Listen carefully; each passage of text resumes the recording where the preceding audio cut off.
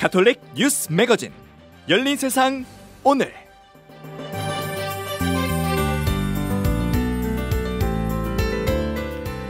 하루가 멀다 하고 사고 소식이 들려옵니다. 화력발전소에서 몸이 끼어 숨진 고 김용균 씨 사고가 일주일 전인데 이번엔 수능 시험을 끝낸 고3 학생들이 펜션에서 잠을 자다 참변을 당했습니다. 가스 누출 사고일 가능성이 높아 보이는데요. 24, 19, 꽃다운 청춘들을 언제까지 이렇게 속절없이 떠나보내야 될까요? 안전, 챙기고 또 챙기고 거듭 챙겨야겠습니다. 가히 박항서 신드롬입니다. 베트남뿐만 아니라 국내에서도 박항서 감독에 대한 관심이 뜨거운데요. 박 감독의 인기는 물론 베트남 축구대표팀의 좋은 성적이 기반이 됐습니다. 그런데 꼭 성적 때문만은 아닌 것 같습니다. 저를 사랑해주시는 만큼 제 조국 대한민국도 사랑해주세요. 박 감독의 말에 마음이 뭉클해지지 않으시나요? 김도현 유스티노 주 베트남 대사를 국제전화로 연결해서 박 감독의 인기 비결을 들어보겠습니다. 또 말도 많고 탈도 많은 선거제도 개혁, 정치권이 어렵게 첫 발을 뗐는데 갈 길이 멀어 보입니다. 바른미래당 김관영 원내대표의 견해 들어보고요. 이학재 의원 탈당에 대한 입장도 같이 들어보겠습니다. 또 위기에 놓인 가정들을 위해 기도하면서 300개의 성탄 구유를 만든 수녀가 있습니다. 이금희 수녀 만나봅니다. 교황의 발언을 듣고 의미를 정리하는 바티칸은 지금 코너도 준비되어 있습니다. 저는 잠시 후에 돌아오겠습니다.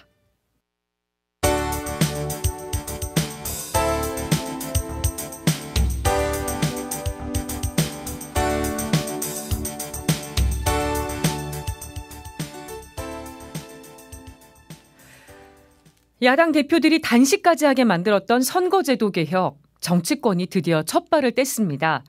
국회 정치개혁특위가 선거제도 관련 쟁점을 7개로 정리했는데요.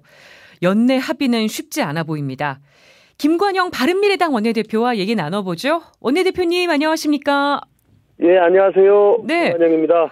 국회 정치개혁특위가 어제 여야 5당 원내대표 합의 이후에 처음으로 소위원회를 열었습니다. 지금 경론 끝에 7개 쟁점으로 추렸는데 보니까요. 뭐 의석 배분 방식, 또 지역구와 비례대표 비율, 석패율제 등이더라고요. 어떻게 평가하십니까? 네, 엊그저께 5당 원내대표가 지난주 토요일에 합의를 하지 않았습니까? 예.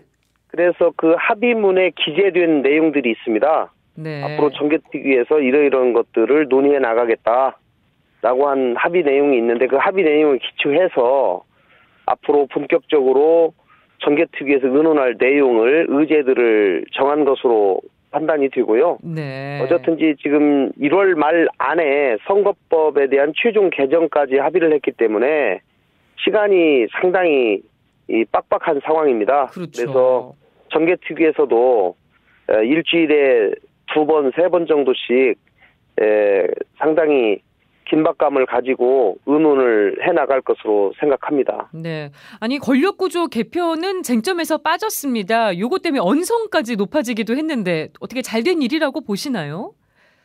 그 5당 합의문에도 이 선거법 개정이 완료가 된 후에 그와 동시에 이 권력구조 개편에 관한 원포인트 개헌을 논의를 시작한다라고 되어 있거든요. 그렇죠. 이것을 두 개를 동시에 논의하기에는 아직 너무 벅차고 또 선거법 개정만 하더라도 넘어야 될 산들이 많기 때문에 선거법 개정 문제를 먼저 집중을 하고 이것이 완료된 다음에 권력구조 개편 문제는 본격적으로 논의하는 것이 순서에 맞고 그 당초 합의문 취지에도 맞습니다. 예. 7개 항목 중에서 가장 눈이 가는 게 의석 배분 방식입니다. 지금 연동형 비례대표제 도입을 위한 구체적인 방안 검토까지 명문화를 했는데요. 이것 때문에 손학규 대표가 단식까지 하셨잖아요. 근데 또 권력 구조를 빼고 연동형 비례대표제를 얘기할 수 있냐 이런 반론도 있습니다. 가능하다고 보시나요? 자유한국당이 그동안 이 권력구조 개헌 문제를 선거구제 얘기하면서 같이 얘기하지는 않았는데 이 나경원 대표께서 오시면서 이 아무래도 연동형 비례대표제의 도입이 되면 다당제의 기반이 되기 때문에 권력 구조에 이 영향을 줄 수밖에 없는 것은 현실입니다. 네. 그래서 그러한 영향을 반영해서 권력 구조의 개편에 관한 개헌 논의도 같이 해야 된다라고 하는 주장을 하셔서 예. 순서상으로 빨리 선거 문제 매듭 짓고 그것이 권력 구조에 미치는 영향도 제대로 분석해서 그 부분 개헌 논의를 이어나가자 이렇게 합의를 한 겁니다. 네. 지금 연동형 비례대표제 도입을 위해서 국회의원 정수를 늘려야 된다는 주장에는 공감을 하시는 거죠? 저는 이제 그 늘리는 것에 대한 가능성을 열어 놓은 것에 이번에 의미가 있는 것이고요. 네. 그동안 자유한국당은 일관되게 정수 증원에 대해서 여지를 별로 두지 않았습니다. 그러나 이 국회의원 정수 증원이 불가피하다 하더라도 증원 불가피성을 인정하는 정당들도 현재 300명이 쓰고 있는 예산을 가지고 330명 또는 뭐 360명이 나눠서 쓰겠다라고 예. 하는 입장이고 그 전제 위에서 말하고 있다는 점을 말씀드리고 싶습니다. 네. 민주평화당 정동영 대표 같은 경우는 국회 예산을 줄이는 대신에 의원 정수를 늘리는 방향으로 이런 식으로 네. 가면 어떻겠냐고 했던데 이 정도도 가능하다고 보시는 거군요. 예산 전체를 지금 있는 수준보다 더 줄이는 방향에 대해서까지 뭐 제가 생각해 보지는 않았습니다만은 적어도 증원이 되더라도 국회의원 정수가 늘어난다 하더라도 이 국회에 관한 예산은 적어도 늘리지 않는 것으로 저는 생각하고 있습니다. 예. 그러면은 국회 정치개혁특위는 선거제도 개편에 집중하고 이 권력구조 개편 문제는 각 당 지도부의 판단에 이제 맡겨야 되는 겁니까? 아닙니다. 정개특위가 맨 처음에 출범을 할 때 이 먼저 선거제도 개혁에 관한 문제를 먼저 매듭을 짓고 나서 그리고 그 정개특위에서 개헌 문제도 원래 의논해 나가기로 했었습니다. 예. 근데 시간이 촉박해서 거기까지 갈 수 있을지. 예, 개헌은 뭐 좀 시간이 있는 거니까요. 시간이 또 시한이 못 박혀 있지 않기 때문에 예. 선거제도 개혁을 1월 달까지 마무리하고 그리고 이어나가면 개헌 문제도 제가 그동안 국회 개헌특위 소위 위원장을 제가 1년을 했었습니다. 예. 그래서 그동안 개헌 논의가 굉장히 많이 되어 있고 정리가 많이 되어 있습니다. 사실 결단만 하면 약 2주 정도만 가지면 충분히 작업을 할 수 있는 그런 상황이라고 저는 보여집니다. 네. 심상정 정개특위 위원장이 이달 안에 결론 내겠다고 했는데 요거는 좀 현실적으로 어렵지 않을까요?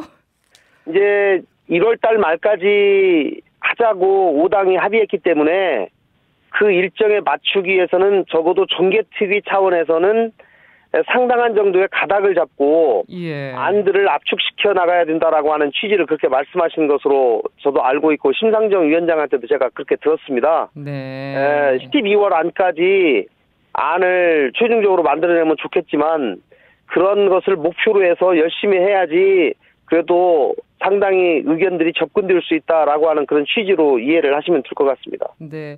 근데 요즘 뭐 사건 사고도 많고 나라가 어수선해서 이 연동형 비례대표제 도입에 대해서 정치권은 강하게 주장을 하고 있지만 국민들은 지금 그렇게 많이 체감을 하고 있지 못하고 있는 것 같습니다. 이 부분은 어떻게 보십니까?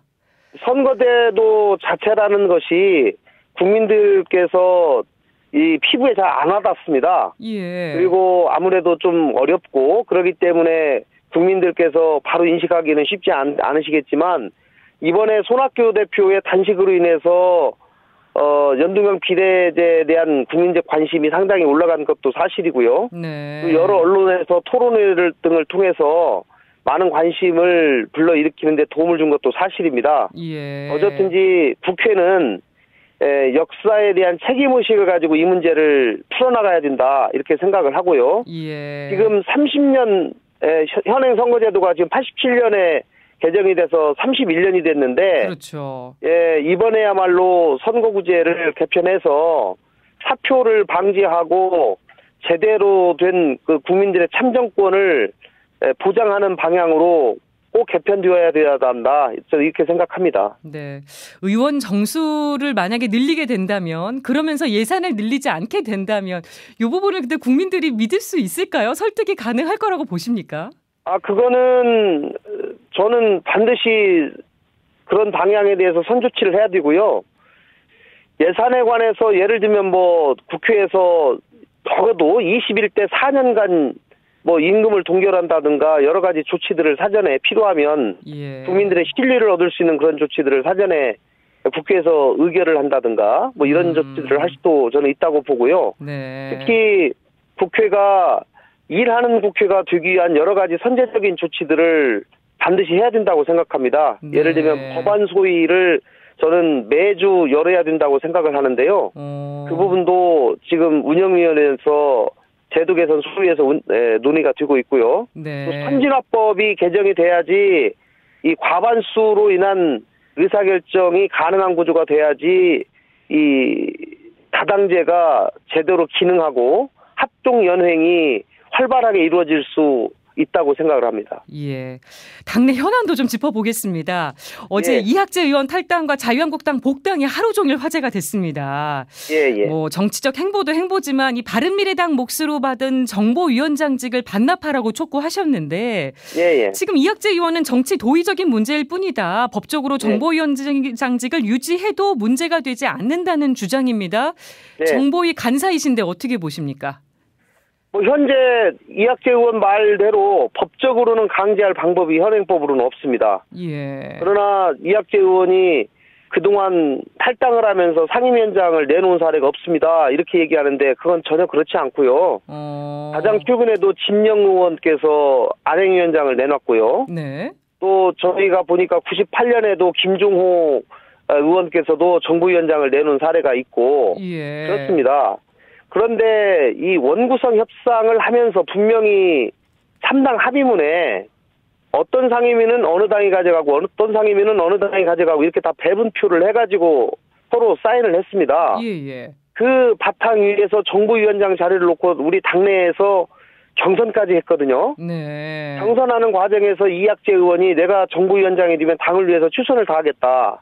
바른미래당이 이 정보기관을 개혁하고 평화통일에 출석을 놓는데 앞장서겠다. 뭐 등등 그런 얘기를 했고 특히 이 정부위원장 자리는 자기 정치를 하는 그런 사람이 가는 자리가 아니다. 예. 라고까지 얘기를 했는데요. 본인이 한 발언을 다시 한번 되짚어 보시고 이거는 정치 도의상 도저히 있을 수 없는 일이라고 저는 생각합니다. 네, 이 문제가 해결되지 않으면 자유한국당과의 공조에 심각한 문제가 발생할 수도 있다고 얘기하셨더라고요. 만약에 이학재 의원이 정보위원장직 안 내놓으면 어떻게 하실 겁니까?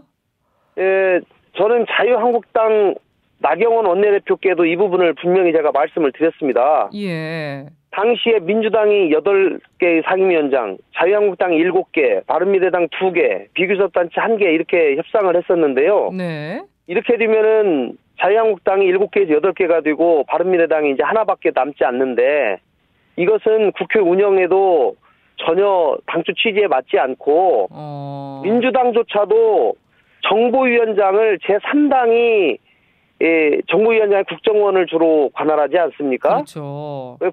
국가정보기관의 개혁과 관련된 문제이기 때문에 제3당이나 여당의 협조가 가장 절실한 부분이기 때문에 당시에 제3당이 가져간다는 전제 하에서 민주당이 설득을 해서 이 부분을 탈당을 한 건데 자유한국당이 이 부분에 위원장을 차지한다 하지는 결과가 된다는 것에 대해서 민주당에서도 납득하지 못하고 아마 뭐 오늘 중으로 제가 이 부분에 관한 입장 표명을 제가 할 것이라고 들었습니다. 예.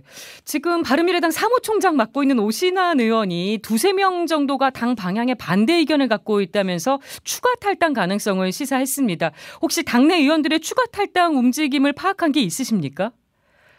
뭐 그런 얘기들은 한 6개월 전부터 계속 있어서 왔다가 그동안 한 번도 탈당은 없었는데 최근에 이제 이학재 의원이 어제 처음으로 탈당을 한 것이고요. 저희들이 워낙 이 자유한국당에서 스스로 개혁하는 데 신경을 쓰는 것이 아니라 계속 저희 당에 바른미래당에 있는 개혁적인 의원들을 데려가는 데 오히려 신경을 쓰고 있는 것 같아서 저희들 대단히 유감이고 이 부분에 관해서 저희 당 내부적으로도 더 단합하고 특히 이번에 단식하고 연동형 비례대표제에 대한 농성을 하는 과정에서 당의 상당한 단합이 또 이루어진 것도 사실입니다. 예. 앞으로 더 당의 단합을 기하고 앞으로 우리 당이 당초에 추구하고자 했던 그 가치를 펼치기 위해서도 노력하도록 하겠습니다. 네, 좀 바른미래당 정체성을 고민하는 의원들이 보여서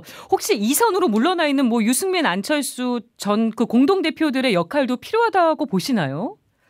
안철수 대표는 지금 독일에 가셔서 뭐 한 1년 이상 있겠다고 하시고 나가지 않았습니까? 지금 한 6개월 정도 지났는데 안 대표께서 지금 오실 리는 만무한 것이고요.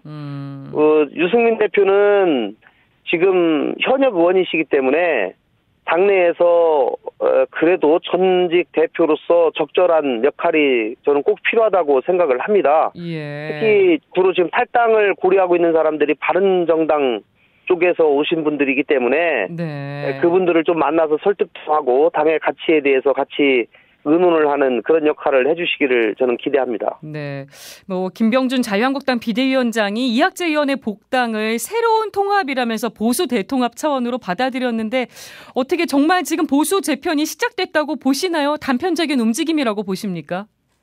저는 이 보수가 이 통합을 외치기 전에 개혁을 먼저 외치고 자숙을 먼저 하는 모습을 보여야 된다고 생각을 합니다. 네. 좀 자숙을 하려다가 지금 문재인 정권의 이 지지율이 떨어지고 하다 보니까 반사이익으로 새누리당, 자유한국당의 지지율이 좀 상승을 하고 있는 상황이어서 예. 그분들에게는 아마 이게 독이 될지도 모르겠다는 저는 생각을 하고요.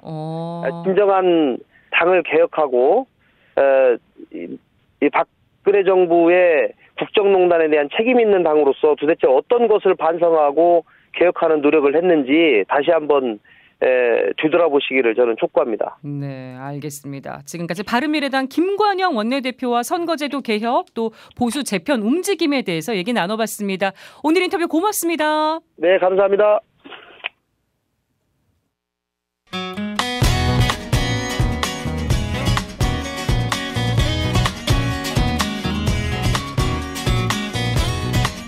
오늘의 시선, 생생한 인터뷰, 열린 세상 오늘.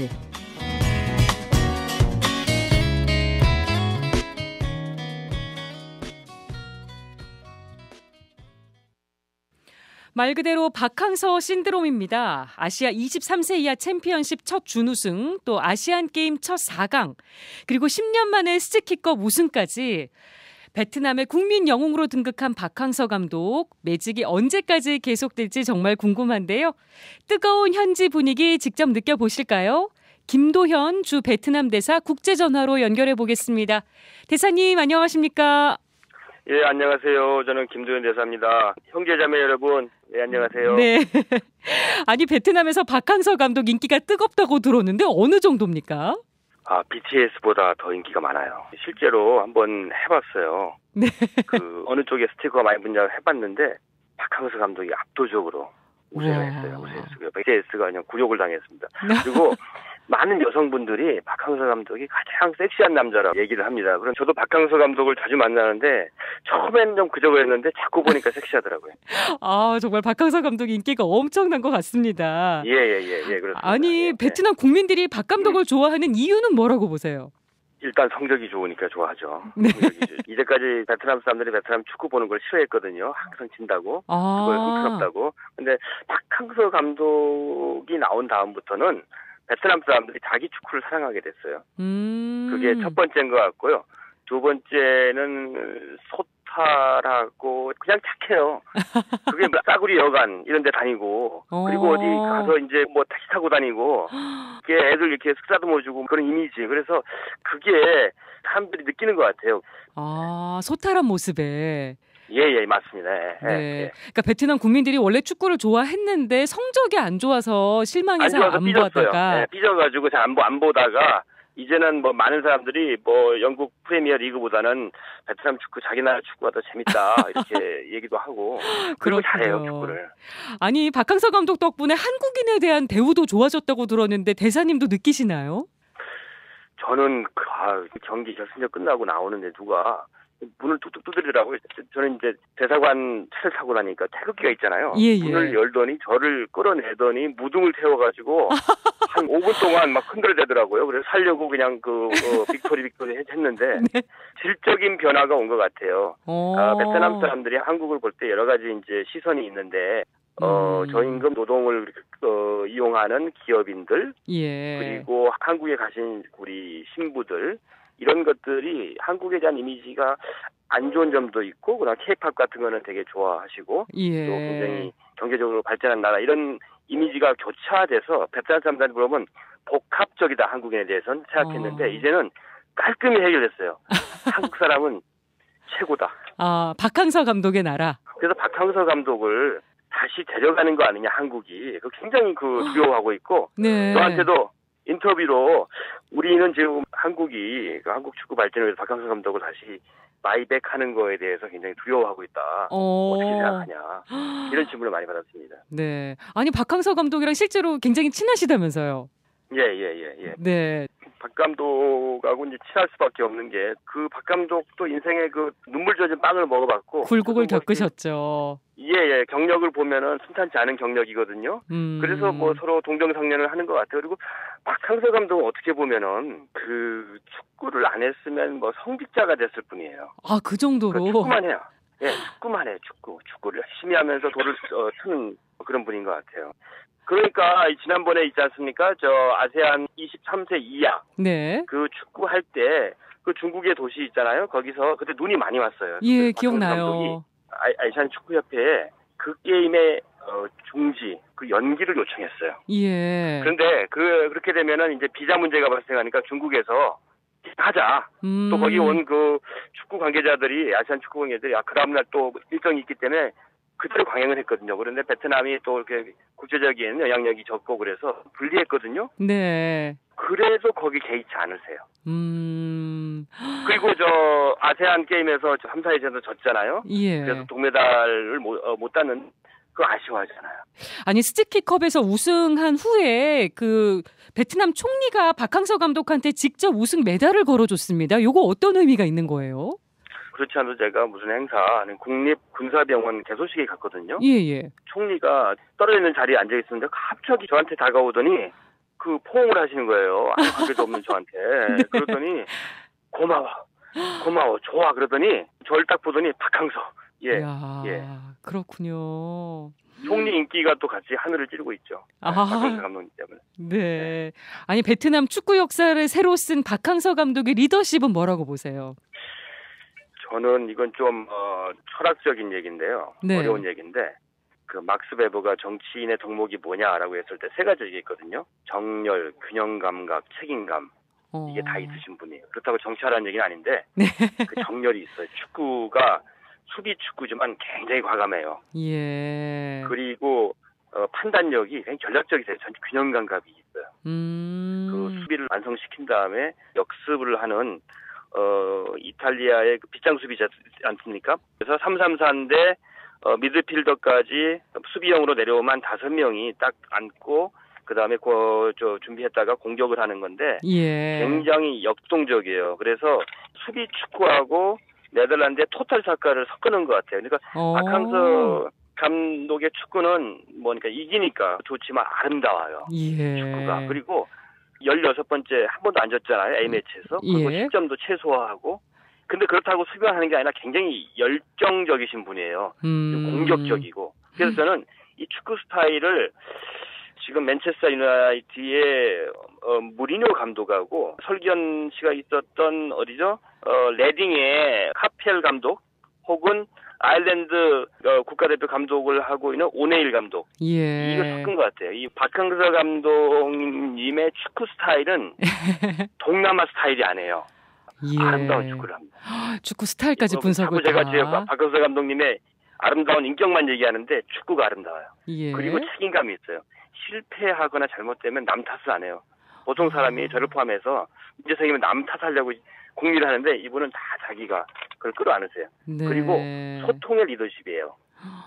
처음에 박 감독님이 저한테 에피소드를 얘기하는데 갔더니 애들끼리 얘기를 안 하더래요. 다른 지방, 다른 구단 애들끼리는 그걸 얘기를 안 한대요. 그래서 밥 먹을 때 핸드폰 핸드폰을 보니까 박 감독이 이렇게 얘기했대요.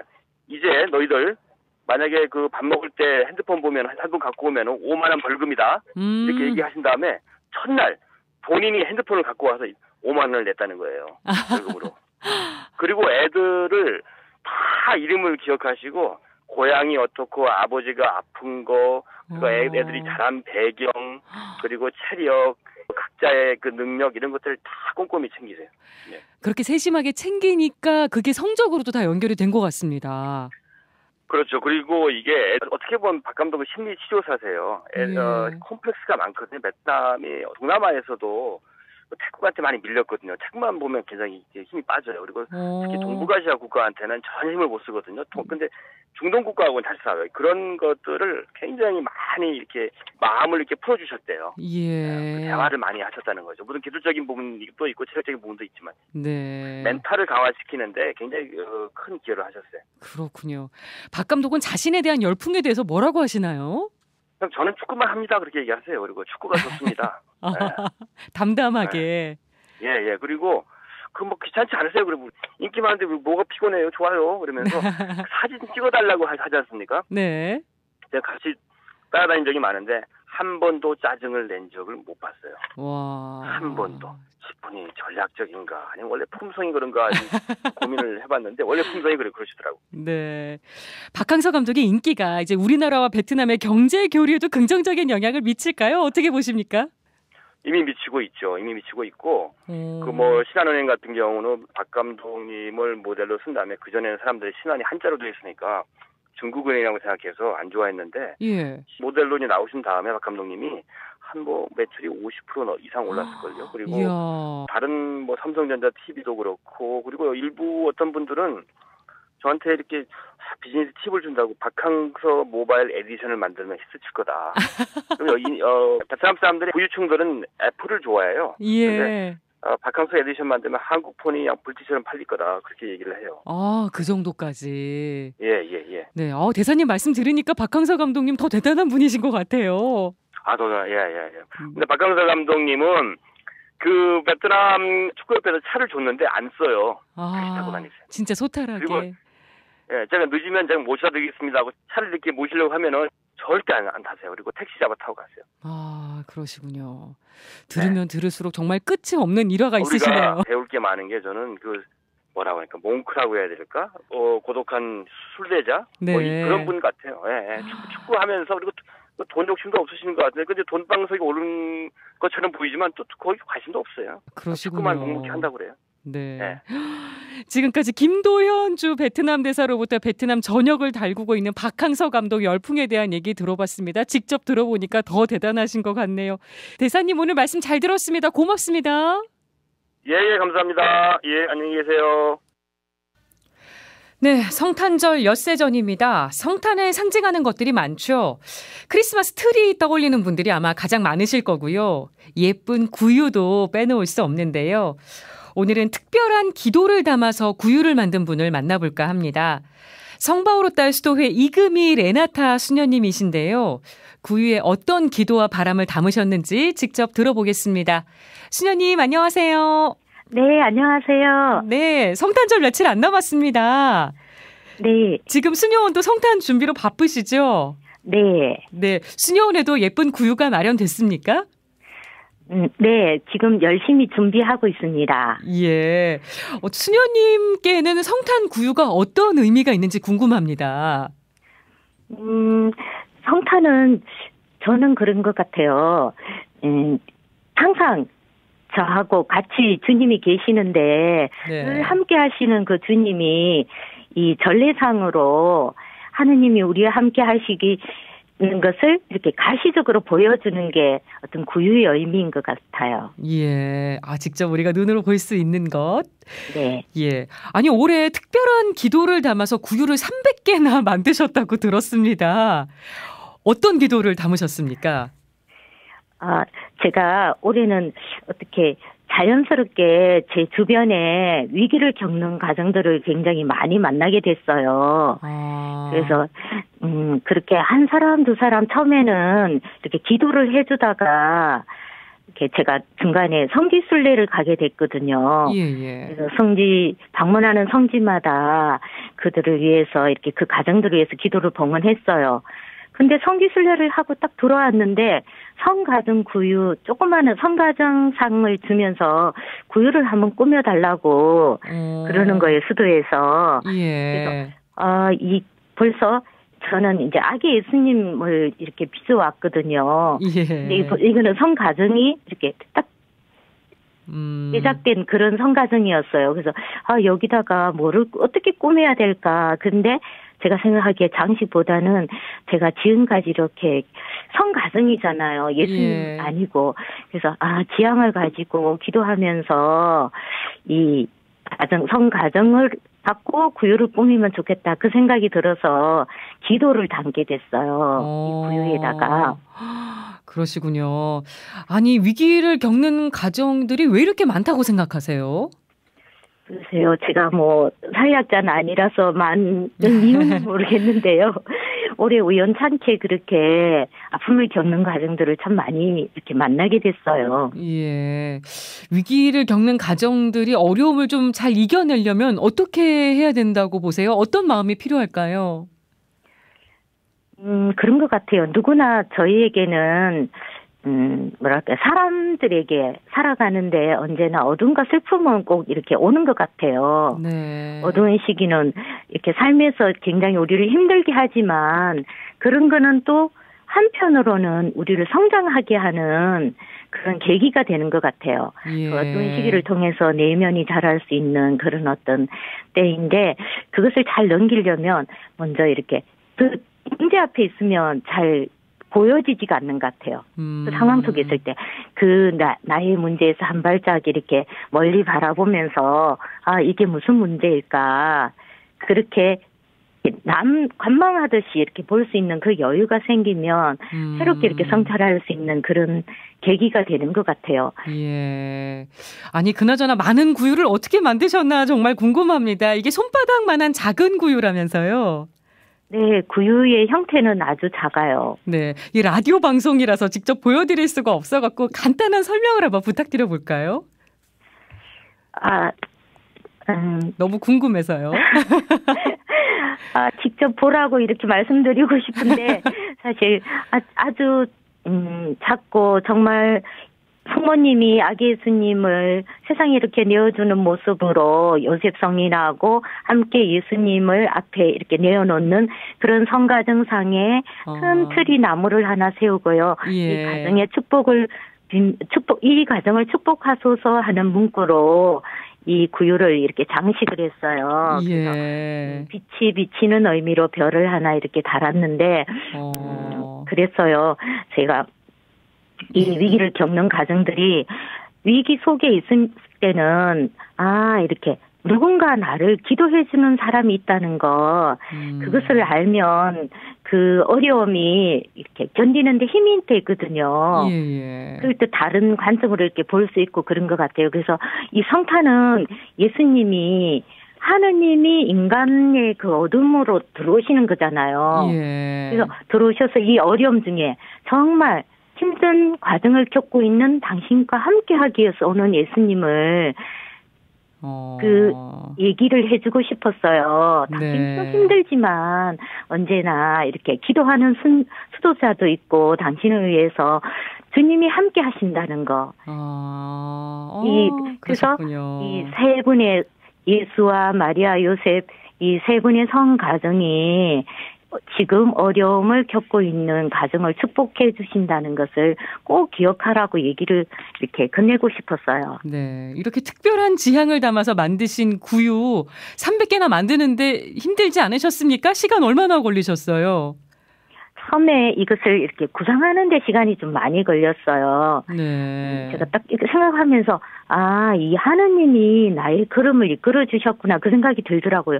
우연하게 올해 초에 어려운 가정을 이렇게 만나게 됐고 또 몇 년 전부터 제가 이렇게 상담을 하는 가정이 있었는데 굉장히 사랑하는 부부였지만 자신만을 바라보고 그 어떤 위기를 잘 겪지 못해서 이혼하게 되고 아이들과 헤어지고 그런 것을 제가 다 이렇게 상담을 하게 됐어요. 그러면서 그게 꼭 내 아픔처럼 기도를 함께 해주다 보니까 그게 와닿았거든요. 그래서 이렇게 기도하고 이랬는데, 그렇게 한 가정 이렇게 늘어나면서, 정말 이들을 위해서 기도해야 되겠다.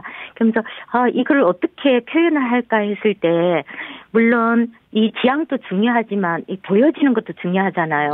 예. 그래서 이렇게, 지금까지 만들어 오는 것보다 좀 다른 어떤 형태로 하고 싶다 해서 나무를 구하는데 나무를 좀 다르게 항상 원으로 대림의 의미로 원을 이렇게 하다가 이번에는 길게 이렇게 생각을 했어요. 근데 그렇게 하려고 하다 보니까 나무 구하기가 힘들더라고요. 그래서 수녀원 정원에서 나무를 자르게 됐어요. 아이고, 수녀원에 있는 걸 자르셨어요? 네.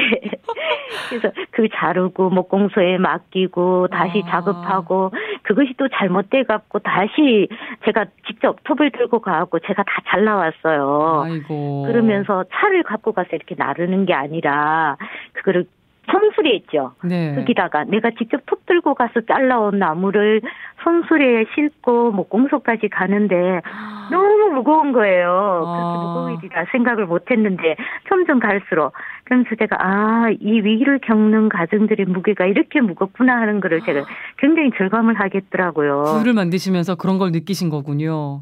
네, 그래서 정말 이들을 위해서 기도하는데 희생도 필요하구나. 저의 부족한 기도지만 그래서 그거 만들고 또 이 생나무를 자르다 보니까요, 그거를 찌고 말리고 불로 걸리고 이 과정을 제가 다 하게 됐거든요. 그래서 보여지는 것은 아주 작지만 그게 들어가는 공이 굉장히 많아졌어요. 네. 아니. 한 2개월 정도 걸렸어요. 수녀님 만드신 구유 보고 싶고 아마 구입하고 싶은 분들 지금 계실 것 같아요. 어떻게 하면 되나요? 저는 바오로달 인터넷 서점에서 봉사를 하고 있거든요. 예. 저희 바오로달 인터넷 서점에 들어오면 성가정 축복 구유라고 구입할 수가 있고요. 특별하게 지향을 담은 거는 저희가 물론 정말 위기를 겪는 가정들을 위해서 기도를 하지만 저희 가족 중에도 이 위기를 겪는 가족이 있어요.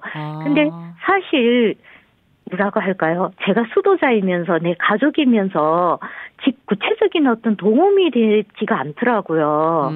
그래서 물론 기도는 정말 꼭 필요한 거고 이 기도의 힘이 그들에게 구체적으로 도움이 된다는 건 알지만 실제적으로 삶 안에서 어떻게 했을까, 어떻게 이들에게 도움이 될까 했을 때 지금까지 위기가 되기까지 어떤 걸음을 해왔고 지금 어떤 문제가 있는지, 이 가족 안의 사랑에 어떤 변화가 필요한지, 이 위기라는 게 그렇잖아요. 새로운 어떤 변화의 걸음을 하라고, 성장하려면 그런 과정이 필요한 거잖아요. 근데 제가 딱 이 구유를 시작하면서 저희 출판사에서 성탄이 왔다라는 그 대림 시기를 준비하는 책이 나왔는데요. 이 책 내용이 그렇게 한 사람 한 사람이 지금 현재의 삶 안에서 성탄의 빛으로 나아가기 위해서 자신을 성찰할 수 있는 걸음을 잘 안내를 하고 있더라고요. 그래서 이 가정들이 정말 이 위기 중에도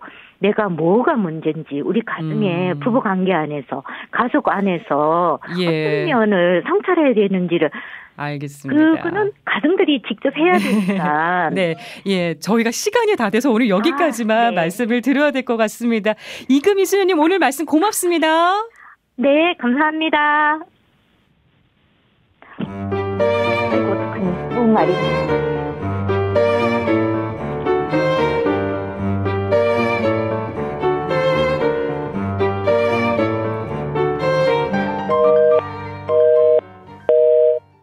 매주 수요일 교황의 발언을 정리하고 의미를 짚어보는 코너죠. 바티칸은 지금. 오늘도 이창옥 번역가님 나와주셨습니다. 안녕하세요. 안녕하세요. 바티칸 뉴스 이탈리아어 번역 담당 이창옥 펠릭스입니다. 네, 지난 일반 아련부터 교황님이 주님의 기도에 대한 교리를 시작했다고 하셨는데요.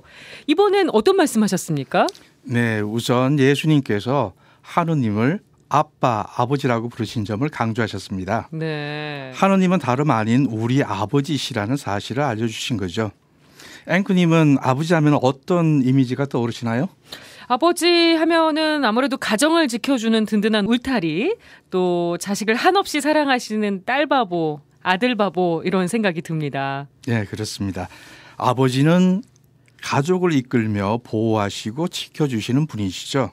그래서 자녀의 청을 들어주시는 분이고 자녀가 신뢰할 수 있는 분이라고 강조하셨습니다. 네. 우리는 주님의 기도라고 부르지만 사실 기도문의 첫 글자를 제목으로 삼거든요. 네. 곧 이탈리아 말로는 파드레 노스트로, 라틴어로는 파테르 노스테르, 영어는 Our Father 이런 식으로 우리 말로 하면은 우리 아버지, 이것이 기도의 제목이 되는 것이죠. 네. 아니 사실 교황님 회칙들도 첫 글자가 거의 제목이잖아요. 네네. 복음의 기쁨도 그렇고 찬미 받으소서도 그렇고요. 네, 그렇습니다. 마찬가지 원리입니다. 첫 마디를 제목으로 삼지요. 그래서 우리 아버지가 기도의 제목인 셈이죠. 네. 그리고 기도의 제목에서 그 내용이 드러납니다. 즉 아버지에게 자녀로서 신뢰를 가지고 청하는 기도라는 뜻이죠. 네. 주님의 기도는 아버지께 7가지 청을 드리는 기도입니다. 전반부에는 하느님 아버지에게 관한 청원 3가지가 나오고 후반부에는 우리 인간에 관한 청원이 4가지가 되죠. 네. 성경에서 보면은 7이라는 숫자는 그 충만함, 완전함을 나타냅니다. 우리가 럭키 세븐이라고 그러잖아요. 네. 완전함은 곧 완성을 의미하죠. 그래서 교황님은 주님의 기도가 비록 짧지만은 대담하고 참신한 기도라고 우운을 떼시면서 예수님께서는 자녀들에게 자녀다운 신뢰를 가지고 아버지라고 친근하게 부르면서 하나님 아버지께 다가가라고 권유하셨습니다. 네. 교황님의 말씀을 들어보실까요? 주님의 기도는 인간의 구체적인 현실에 뿌리를 두고 있습니다. 예를 들면 우리에게 빵을, 일용할 양식을 청하라고 합니다. 단순하지만 우리 삶의 필수적인 요청이지요. 기도는 다른 모든 욕구들이 충족되었을 때 바치는 우리 삶과 유리된 그런 장식적인 문제가 아니라는 것입니다. 무엇보다도 기도는 삶 그 자체로 시작합니다. 기도는 배가 부른 후의 인간 존재에서 시작하지 않는다고 예수님께서는 우리에게 가르쳐 주십니다.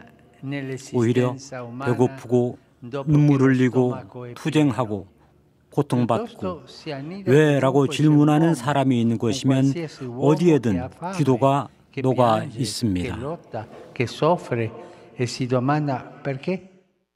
기도는 배부른 자의 기도가 아니라 굶주리고 슬피 울고 또 싸우고 고통받는 사람들의 기도다. 이 말씀이 마음에 아주 와닿습니다. 네, 그렇습니다. 아울러 기도는 부르짖고 고함치는 습관이다. 이렇게도 말씀하셨어요. 그 말씀은 무슨 의미입니까? 네, 사례로 성경에 나오는 그 눈먼 거지였죠. 바르티메오를 예로 들으셨어요. 네. 바르티메오는 그 길가에 앉아 있다가 나자렛 예수님이 지나가신다라는 말을 듣고 다윗의 자손 예수님 저에게 자비를 베풀어 주십시오 하고 외쳤습니다. 네. 이른바 그 교육받은 사람들, 점잖은 사람들은 야, 너 뭐하냐? 예수님한테 소리치면 안 돼. 남한테 피해를 주면 안 돼. 조용히 해. 말리는 거죠. 예.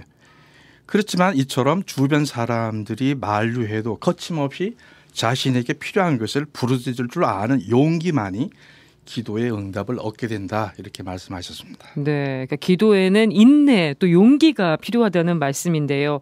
교황님이 일반화련 날에 미사도 집전하셨네요.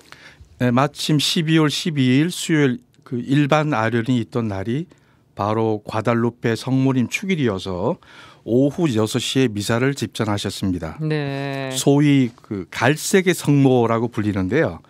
왜냐하면 원주민 그 혼혈의 모습을 하고 있는 것이 특징이거든요. 예, 저 본 적 있어요. 네, 그래서 성모 신심의 토착화를 대변해 줍니다. 네. 그리고 교황님은 그 49년 전인 1969년 12월 13일에 사제 서풍을 받으셨습니다. 네. 그래서 교황 재임 5년 동안 그분의 특징을 2마디로 요약한다면은 연민, 그 미세리코르디아 연민 그리고 비치난사 그러니까 친근함 또는 가까이 다가감 이 2마디로 요약할 수 있어요. 네. 그리고 지난 12월 15일 트위터를 보면은 기쁨의 비결은 봉사를 위해 사는 것, 곧 섬기는 삶이다 이러면서 봉사의 삶도 많이 강조하셨죠. 네. 게다가 지난 12월 17일은 교황님의 82세 생신이었습니다. 네, 일들이 많았네요. 네. 그러니까 1936년 12월 17일 아르헨티나 부에노스아이레스에서 호르헤 마리오 베르골리오라는 이름으로 탄생하셨죠. 예. 피에몬테, 이탈리아 피에몬테주 출신이신데 이탈리아 이주민의 아들이시죠. 이주민이셨기 때문에 그 이주자들에 대한 관심도 굉장히 크신 편이죠. 예. 그래서 1958년도에 신학교에 입학하면서 예수에 입회하셔서 수련자가 되셨고 1969년도에 사제 수품, 1973년도에 아르헨티나 예수의 광구장이 되셨고 네. 1992년도에 주교 수품, 그리고 98년도에 부에노스아이레스 대주교가 되십니다. 2001년도에 성 요한 바오로 2세에 추기경으로 서임되셨고 2013년 3월 13일 교황님이 되셨죠. 네, 교황님의 생신도 축하해드리면서 이제 삼종기도로 넘어가 볼까요? 네, 이번 대림 제3주일은 기쁨의 주일이라고 부릅니다. 그래서 신부님들도 핑크빛 제의를 입습니다. 1년에 몇 번 못 보는 핑크색 제의잖아요. 기쁨을 뜻하는 거였군요. 네, 그렇습니다. 이날 그 말씀의 전례도 다 기쁨을 강조하고 있어요. 그 스바냐 예언서에도 기뻐하라, 즐거워하라 이렇게 이야기를 했고 제2독서인 필립베서 4장 4절에도 주님 안에서 늘 기뻐하십시오. 거듭 말합니다. 기뻐하십시오. 6절에 어떠한 경우에든 감사하는 마음으로 기도하고 간구하며 여러분의 소원을 하느님께 아뢰십시오라고 말합니다. 그래서 네. 마음의 평화, 즉 평온함은 인간적인 위안에서 오는 것이 아니라 하느님으로부터 온다고 강조하셨습니다. 네. 교황님의 말씀을 한번 직접 들어보실까요?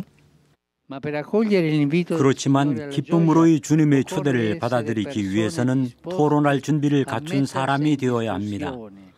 이 말은 무엇을 의미합니까? 세례자 요한의 설교를 들은 다음 그에게 이렇게 물었던 사람들처럼 되라는 것입니다. 그러면 저희가 어떻게 해야 합니까? 나는 무엇을 해야 하는가? 이 질문은 대림시교 동안에 우리가 해야 하는 회개의 첫 걸음입니다. 우리 각자는 이렇게 자문해야 합니다.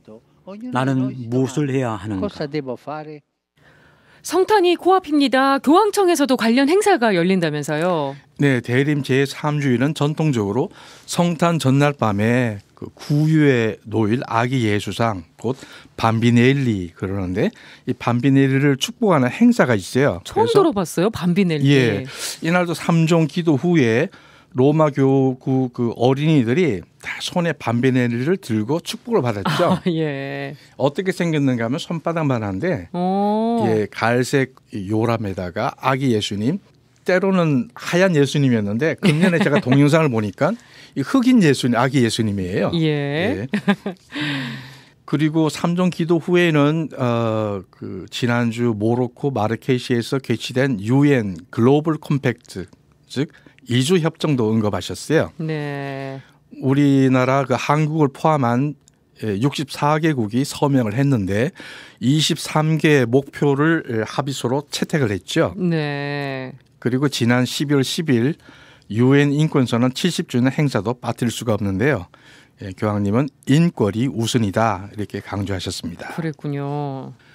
그리고 해마다 성탄을 준비하면서 가난한 사람들을 식사에 초대하는 행사가 열리는데요.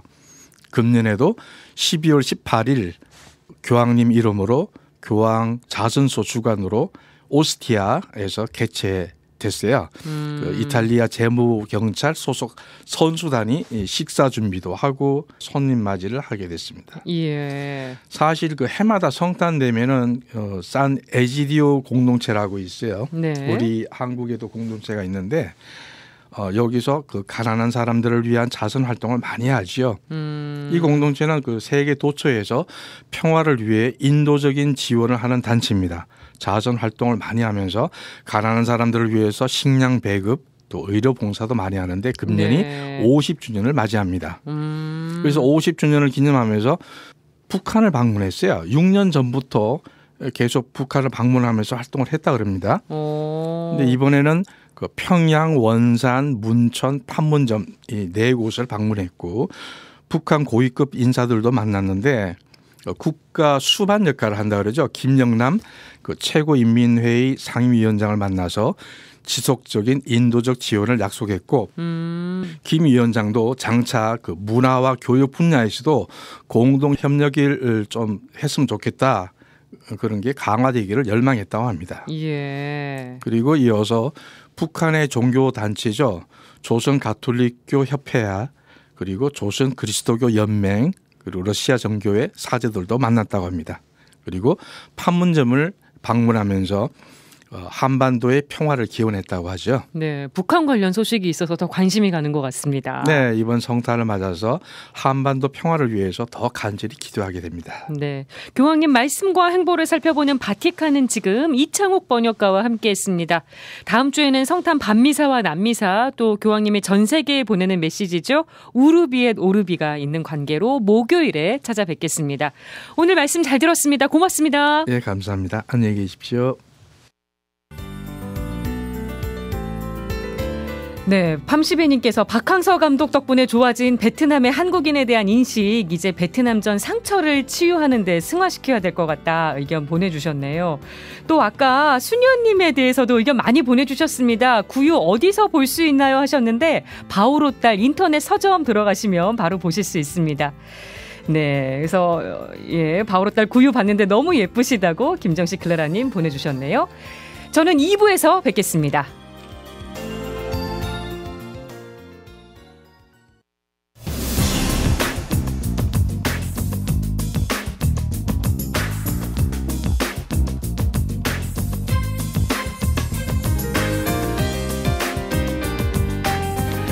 열린 세상 오늘 2부 문을 열겠습니다.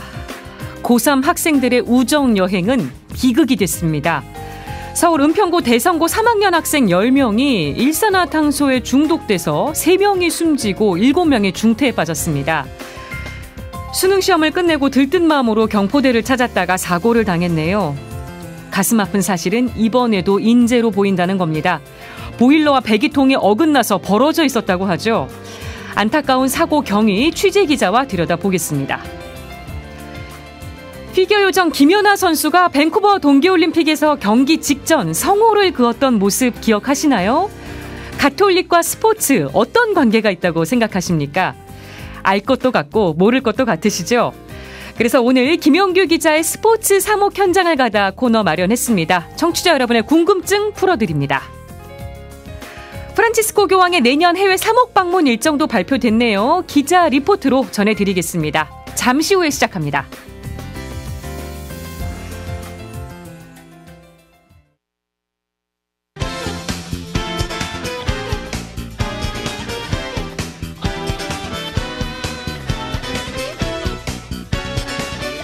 가톨릭의 눈으로 바라봅니다. 열린 세상 오늘.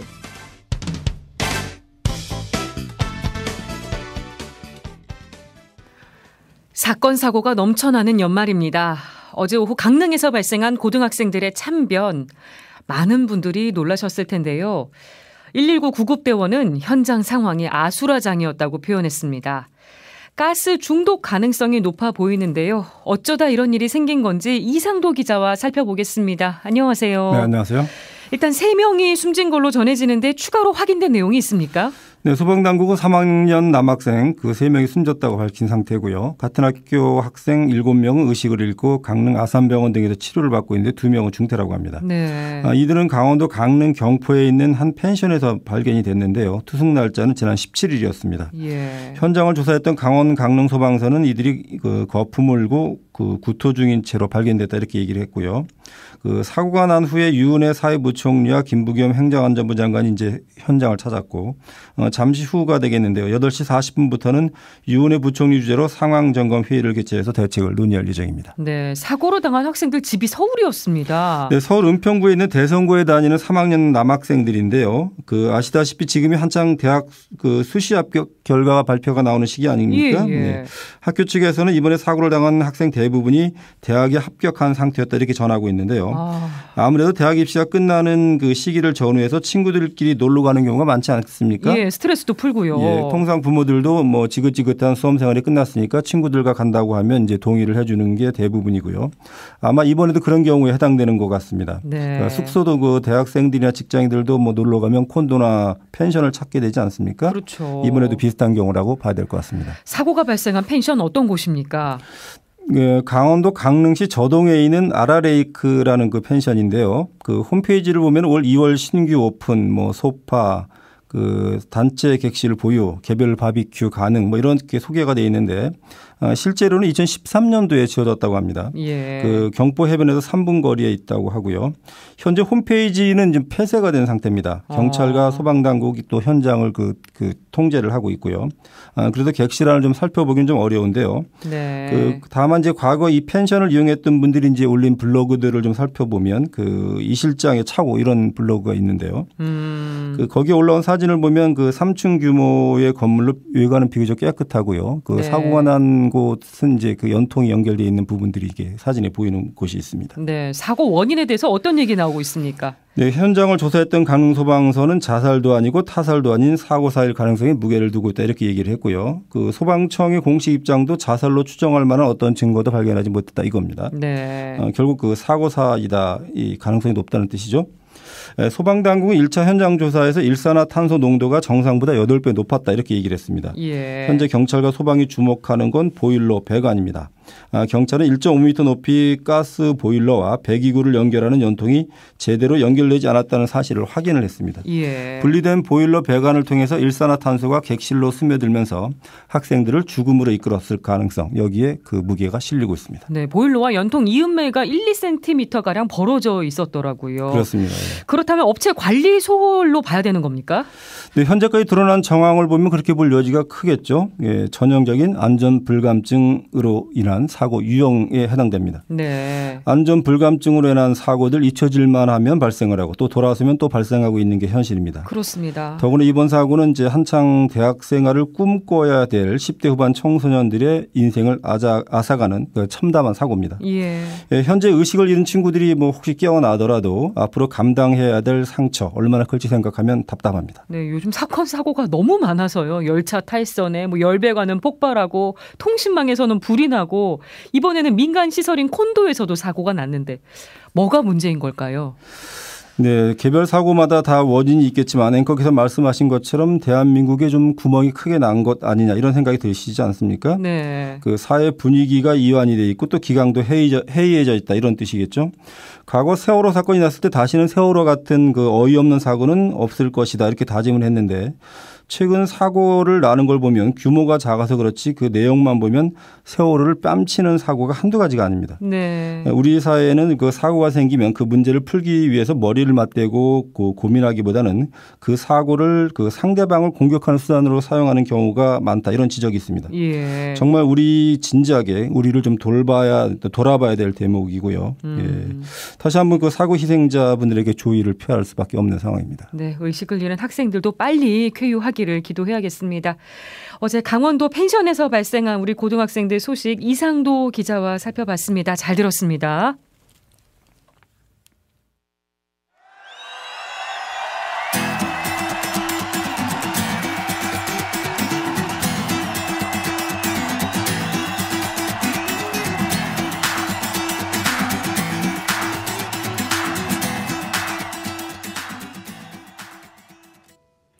가톨릭과 스포츠 관련이 있는 것도 같고 없는 것도 같으시죠? 그래서 마련한 기자 코너입니다. 김영규 기자의 스포츠 3옥 현장을 가다 오늘 첫 시간으로 스포츠 3옥의 현 주소를 짚어보겠습니다. 김영규 기자 안녕하세요. 네, 안녕하세요. 스포츠 3옥 현장을 가다 어떻게 기획하시게 됐나요? 네, 쇼트랙 김아랑 선수의 인터뷰 내용부터 먼저 들어보시죠. 이제 진통제를 그만 먹고 싶어요. 아, 몸이 아프셔서. 네, 이게 훈련을 쉴 수가 없어서 항상 이제 진통제 먹으면서 훈련해왔었는데 이제 진통제를 그만 먹고 싶은 그런. 올 한 해 열린 세상 오늘 출연자 가운데 조회수 부분에서 압도적 1위를 달리고 있는데요. 네. 자상한 언니 이미지에 이면에 감춰진 운동선수로서의 애환, 여기에 신자라는 점이 부각돼 청취자 반응이 가히 폭발적이었죠. 네. 교회가 스포츠 사목에 집중할 경우 예상되는 효과를 단적으로 보여준 인터뷰라고 할 수 있죠. 네. 스포츠 사목이라면 아직은 생소하게 느끼는 분들 계실 겁니다. 어떻게 설명할 수 있을까요? 네, 스포츠 사목 현장을 누비고 있는 서울대교구 직장사목부 이미준 신부의 말을 들어보시죠.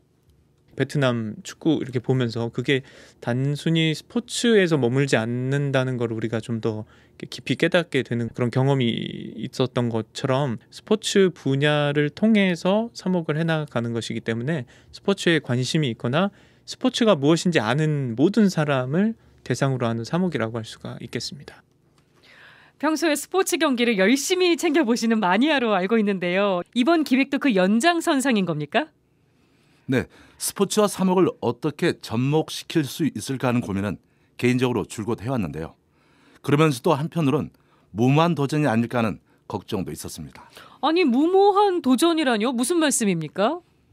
네, 이번 기획을 준비하면서 떠오른 단어는 황무지였습니다.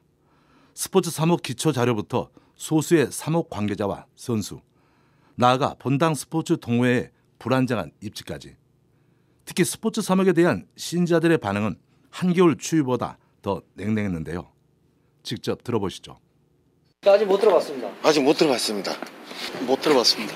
못 들어. 전 모르겠는데요. 그거는 잘 못 들었는데. 아니요. 아니요?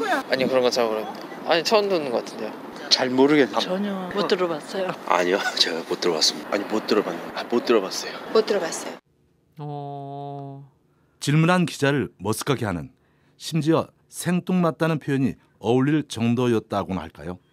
아니, 교회가 스포츠 사목에 관심이 아예 없었던 것도 아니지 않습니까? 네, 그렇죠. 교황청은 지난 6월 신앙과 스포츠에 관한 첫 문헌인 자신에게 최선을 다하기, 스포츠와 인간에 관한 그리스도인의 전망을 발표했는데요.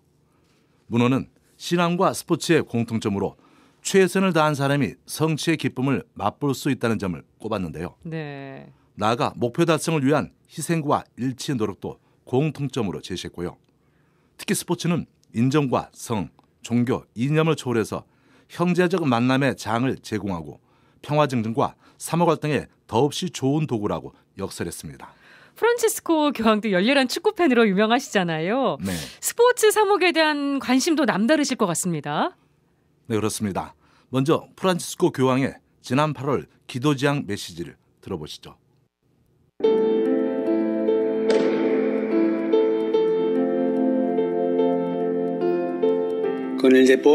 스포츠는 모든 이가 세계 평화를 위한 만남의 문화를 건설할 수 있도록 해줍니다.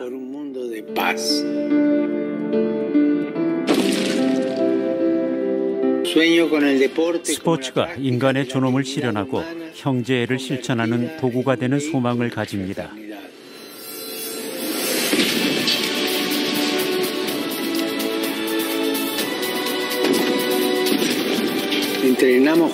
스포츠가 민족들 간의 형제적 만남을 실현시키고 세상의 평화에 기여하길 바랍니다.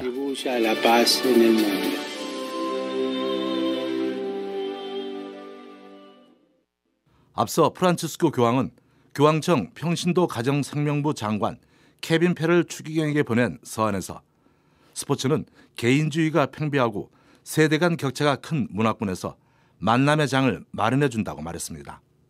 스포츠 활동에 대한 관심을 강조한 것이죠. 그렇군요. 그렇다면 이웃 종교와 비교해 볼 때 한국 가톨릭교회의 스포츠 사목 현실은 어떻습니까? 당장 개신교, 불교교와 견져보면 이제 갓 걸음마 단계를 벗어났다고 할 수 있습니다. 서울대교구 직장사목부 이미준 신부의 활동이 그나마 이웃 종교와 종종 비교되는 수준입니다. 네. 임 신부는 목요일에는 진천 국가대표 종합훈련원에서, 금요일에는 태능선수촌에서 사목 활동을 펼치고 있는데요. 하지만 상비군 체제상 입춘과 퇴천이 반복되는 상황에서 신자 선수와의 교감에 일정 부분 한계가 있을 수밖에 없죠. 반면 개신교와 불교는 각 요일별로 담당자를 정해서 선수단과의 수시 접촉을 늘리고 있어 대조를 보이고 있습니다. 네. 또 개신교는 세계 스포츠 선교회 등이 앞장서서 축구단과 태권도 시범단을 운영하는 등 국내 스포츠 선교에 공을 들이고 있습니다. 불교계도 체육인 불자연합회와 체육인 전법단 등이 전면에 나서 스포츠 포교에 힘을 쏟고 있습니다. 네, 교구 차원에서도 스포츠 사목의 장을 마련해 오고 있는데요. 먼저 서울대교구 상황은 어떤가요? 네, 서울대교구에는 가톨릭 마라톤 동호회와 배드민턴 동호회가 사도직 단체 소속으로 등록됐는데요. 가톨릭 마라톤 동호회는 지난 2002년 3월 김수환 추기경과 사재단 공동 집전으로 창립미사를 봉헌하고 발족했습니다. 네. 당시 김 추기경은 달려라 기쁜 소식을 전하는 사람들이라는 휘호를 하사하면서 격려하기도 했고요. 가톨릭 마라톤 동호회는 성지순례 220km 울트라 마라톤, 시각장애인 마라톤과의 합동훈련, 그리고 각종 마라톤 대회 참석 등을 통해 스포츠 사목의 최일선을 누비고 있습니다. 네, 대구대교구나 다른 교구 사정은 어떻습니까? 네, 대구대교구에도 마라톤 동호회와 배드민턴 연합회가 활동 중인데요. 특히 대구대교구에서 눈길을 끄는 것은 체육인회를 들 수 있습니다. 예. 체육인회는 교구 내 가톨릭 체육인들의 모임으로 신앙과 사랑으로 결속해 신앙을 심화하고 모범적 체육인으로서 그리스도를 증거하고 교회 발전에 이바지할 것을 목적으로 하고 있죠. 네. 광주대교구에는 여성산악인회가 등록됐고요. 수원교구에는 축구선교연합회, 대전교구에도 마라톤 동호회와 테니스 동호인 연합회 등이 활동 중입니다. 네. 그런가 하면 각 본당에서도 각종 스포츠 동호회 활동이 활발하죠. 네. 각 본당은 축구를 비롯해 배드민턴과 탁구, 마라톤, 테니스 등 다양한 동호회 활동을 펼치고 있습니다. 댄스 스포츠와 족구, 볼링, 당구 동호회 활동도 눈에 띄고요. 이들 가운데는 동호회 차원을 넘어 지자체가 주최한 생활 스포츠 대회에서 입상할 정도로 만만치 않은 실력을 겸비한 경우도 있습니다. 네. 이를 토대로 비신자들을 성당으로 인도하는 사례도 적지 않고요. 하지만 이들도 활동의 연속성을 담보할 수 없다는 입장인데요. 본당 동호회 관계자들은 회원 간 이해관계나 운동만 즐긴다는 일부 불편한 시선, 소통 부족 등을 그 이유로 꼽았습니다. 네, 스포츠 사목을 활성화하려면 아무래도 청년들의 참여가 동반돼야 할 것 같은데요. 네. 실제로 본당 동호회 상황은 어떻습니까? 서울대교구 포유동 성당 한월축구의 예를 들어보죠. 20년이 넘는 이 축구회에서 20, 30대는 손에 꼽을 정도란데요.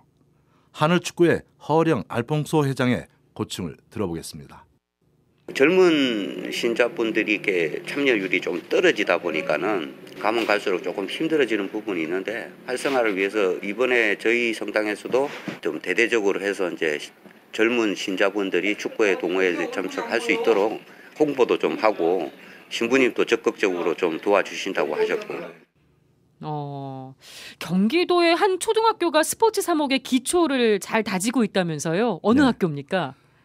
네, 수원 소아초등학교로 청소년들의 교육자인 성 요한 보스코의 예방 교육을 실현하는 학교인데요. 스포츠 사목의 미래 청사진을 제시하고 있어 눈길을 끕니다. 네. 이 학교는 학생 스포츠 클럽으로 배드민턴을 비롯해 티볼, 배구, 탁구, 빙상 종목 등을 운영하고 있는데요. 대회 때마다 1등이 목표가 아니라는 점을 내세우며 학생 참여를 북돋우고 있죠. 소아초등학교 송희동 체육선생님의 말을 들어보시죠. 그냥 재미있게 결과에 치우치지 말고 경기 자체가 즐거움 그 자체가 될 수 있도록 1등이 꼴찌가 되고 꼴찌가 1등이 된다. 지는데도 이제 외부 사람들이 쟤들 이겼나 봐 이런 생각을 하거든요. 그렇게 말을 걸어요 저희한테. 그럼 우리 아이들은 아니요 저희 졌어요 막 이렇게 즐겁게 아이들이 이제 그걸 하면서 변하더라고요. 이제 성부가 중요한 게 아니라 즐겁게 재미있게 하는 스포츠 긍정적으로 변하더라고요. 지금까지 살펴봤듯이 스포츠 사목의 현실은 녹록지 않습니다. 하지만 소아초등학교 경우에서 보듯이 아주 희망이 없는 것도 아니죠. 네. 현장에서 고군분투하고 있다는 말에 멋쩍은 미소를 지은 이미준 신부는 하느님을 믿는 모든 사람에게 필요한 것이 스포츠 사목이라고 거듭 강조합니다. 경기를 볼 때 느끼는 그런 감정들이 있잖아요. 그런 것들이 사실은 말로나 또 머리로 이해되는 게 아니라 가슴으로 바로 와닿는 경우가 많이 있는데, 저는 신앙에 있어서도 그런 요소들이 되게 많이 중요하고 필요하다는 생각이 듭니다. 그래서 스포츠라는 분야를 통해서 많은 이들이 하나님께 가까이 가는 것, 이것이 스포츠 사목이라고 한다면 꼭 필요한 사목이 아닐까 이런 생각을 하고 있습니다. 네, 김용규 기자의 스포츠 사목 현장을 가다 첫 시간으로 스포츠 사목의 현 주소를 짚어봤습니다. 두 번째 코너도 벌써 준비하고 계시다면서요? 네. 어떤 겁니까? 네, 개신교와 불교교의 스포츠 선교, 포교 현황을 살펴보겠습니다. 네, 앞으로 다양한 스포츠 사목 소식 기대해 보겠습니다. 잘 들었습니다. 네.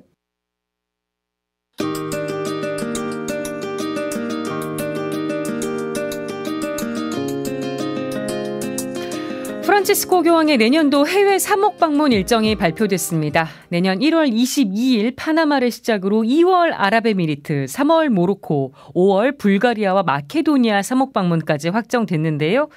전 세계가 주목하고 있는 북한 방문 가능성은 아직 미지수입니다. 교황의 내년도 사목 방문 일정 이힘 기자가 전해드립니다. 프란치스코 교황은 내년 1월 22일부터 27일까지 제34회 가톨릭 세계 청년대회가 열리는 파나마를 방문합니다. 교황은 청년대회 개막에 앞서 파나마 아시시의 성 프란치스코 성당에서 중앙아메리카 주교단을 만나고 젊은이들과 십자가의 길 기도를 함께할 예정입니다. 또 안티파의 성모 마리아 대성당에서 미사를 주례하고 젊은이들과 함께 메트로파크에서 밤샘 기도를 봉헌한 뒤 세계 청년대회 폐막 미사도 주례합니다. 교황은 내년 2월 3일부터 2박 3일 일정으로 종교 간 국제 대화 행사 참석을 위해 아랍에미리트를 방문합니다. 프란치스코 교황이 아랍에미리트를 방문하면 아라비아 반도를 사목 방문한 첫 교황이 됩니다. 교황은 이어 내년 3월 30일부터 이틀간 북아프리카 모로코의 카사블랑카와 라바트를 방문합니다. 그리스도교 신자가 전 국민의 1% 미만인 모로코는 유럽으로 가는 난민의 주요 출발지 가운데 한 곳입니다. 교황이 그동안 이민자들에 대해 환대를 꾸준히 주장해온 만큼 모로코 방문에서 이주민 문제에 관한 중요한 메시지를 전할 것으로 예상됩니다. 교황은 5월에는 불가리아와 마케도니아를 사목 방문합니다. 교황은 불가리아 수도 소피아와 라코브스키에서 사목 일정을 소화하고 5월 7일 마케도니아 수도 스코페로 이동할 예정입니다. 교황은 이외에도 확정되지는 않았지만 내년에 아프리카의 섬나라 마다가스카르와 일본 방문도 현실화할 것으로 알려졌습니다. 반면 교황의 첫 북한 방문은 아직 미지수입니다.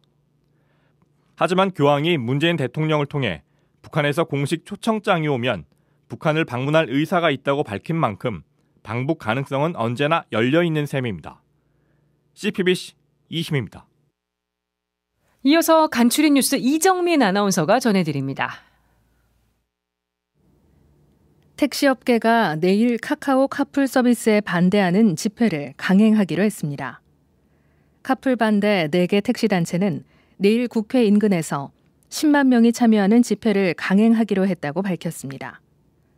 정부와 여당은 카풀 논란을 수습하기 위해 한 달 250만 원 수준의 택시기사 완전 월급제를 도입하겠다고 밝혔지만 택시업계는 회의적인 반응을 보이고 있습니다. 사법농단에 연루된 현직 판사 8명에게 징계 처분이 내려졌습니다. 대법원 법관징계위원회는 징계 청구 대상 법관 13명 가운데 3명에게 정직, 4명에게 감봉, 1명에게 견책 징계를 내렸습니다. 또 2명은 책임을 묻지 않는다는 뜻의 불문, 3명은 무혐의로 의결했습니다. 이규진 전 대법원 양형위 상임위원과 이민걸 전 법원 행정처 기획조정실장은 가장 높은 징계인 정직 6개월 처분을 받았습니다. 경찰이 미국 대사관 앞에서 1인 시위를 최대한 보장하라고 한 국가인권위원회 권고를 거부했습니다. 앞서 인권위는 경찰의 미국 대사관 앞 1인 시위 제한을 표현의 자유 침해로 판단하고 종로 경찰서장에게 보행자 통행을 방해받지 않는 범위에서 최대한 보장할 것을 권고했습니다. 하지만 경찰은 외국 공간의 안녕과 기능 보호, 국제관계의 특수성, 통행권 보장 등을 거론하며 미국 대사관 앞이 아닌 인접 지역에서 1인 시위를 보장하겠다고 회신했습니다. 정부가 인권 침해 사건이 발생한 특수학교를 내년부터 공립화하기로 했습니다. 이에 따라 서울 인강학교와 태백 미래학교 2곳이 공립으로 전환됩니다. 메신저에서 친구나 가족을 사칭해 돈을 요구하는 피싱이 늘어나면서 정부가 대응과 처벌을 강화하기로 했습니다. 정부는 불법 금융사이트 삭제와 차단 속도를 높이고 보이스피싱에 이용되는 악성 앱 모니터링도 강화하기로 했습니다. 보이스피싱에 사용된 전화번호 이용 중지기간도 기존 90일에서 1년에서 3년으로 늘어납니다. 정부가 노로바이러스 신고 건수 급증과 관련해 개인위생 관리를 당부하고 나섰습니다. 노로바이러스 신고 건수는 11월 셋째 주 90건에서 12월 둘째 주 147건으로 빠른 증가세를 보이고 있습니다. 정부는 음식을 익혀 먹고 물은 끓여 먹으며 위생수칙을 철저히 지켜줄 것을 당부했습니다. 지금까지 간추린 뉴스였습니다. 나라가 어지럽습니다. 정치권엔 고성과 싸움이, 사회엔 안타까운 사건 사고가, 또 하늘엔 미세먼지가 가득합니다. 어수선한 사회를 다잡아줄 영웅이 그리워지네요. 우리 각자가 자신의 자리에서 최선을 다하는 영웅이 되면 어떨까요? 작은 영웅이 가득한 사회엔 청춘들이 죽어나갈 일은 없을 겁니다. 머라이어 캐리의 히어로로 인사드리겠습니다. 고맙습니다.